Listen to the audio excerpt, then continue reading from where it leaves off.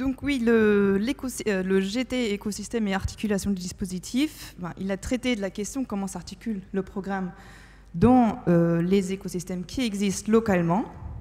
Donc sur le volet identification des ménages, nous avons discuté de l'interaction avec le SLIM et les espaces de conseil France Rénov'. Et sur le volet accompagnement, nous avons parlé de l'articulation avec le MAR et les programmes ANA, donc PIG et OPA. Deux points importants sont sortis des deux ateliers. Le premier concerne l'insertion dans l'écosystème. Donc, en fonction de s'il s'agit de l'approche ciblée ou de l'approche diffuse, l'articulation avec l'existant ne se fait pas de la même manière, et notamment en ce qui concerne l'accès aux aides disponibles localement. L'approche ciblée, en ce qui concerne celle-ci, nous avons retenu que c'est chaque territoire qui fonctionne différemment. C'est-à-dire qu'il faut discuter localement avec chaque collectivité et trouver l'articulation la plus pertinente qui s'applique localement. Et là, il s'agit vraiment de faire un travail dans la dentelle pour tenir compte des spécificités des aides disponibles localement.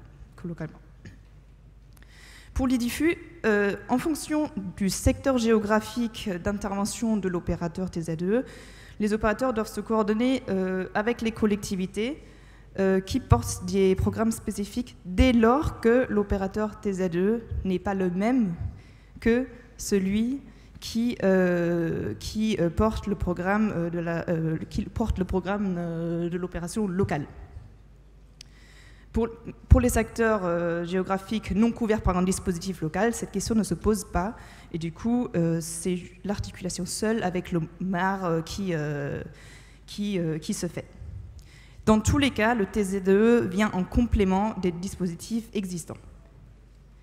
Le deuxième point important qui est ressorti lors des deux ateliers concerne la lisibilité du parcours usager. Donc, il n'y a pas de parcours usager unique, cela dépend vraiment des spécificités locales, encore une fois.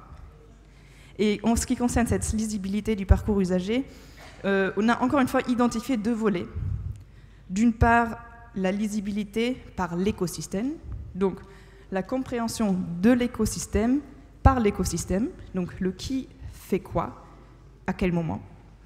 Donc dans l'écosystème, nous avons la collectivité, et donc là se pose la question de la communication interservices, les services sociaux, le service de l'habitat notamment. Il y a également évidemment les opérateurs, les associations de volontaires en service civique et bien d'autres. Et ce qui a été souligné lors des ateliers, c'est de s'assurer que tous les maillons de la chaîne, ou des chaînes en fonction, sont informés de manière exhaustive, et ce qui permet aussi d'identifier s'il y a des trous dans la raquette, parce que ça peut exister aussi. Donc, à côté de ce volet de lisibilité par l'écosystème, il y a le volet de lisibilité par l'usager.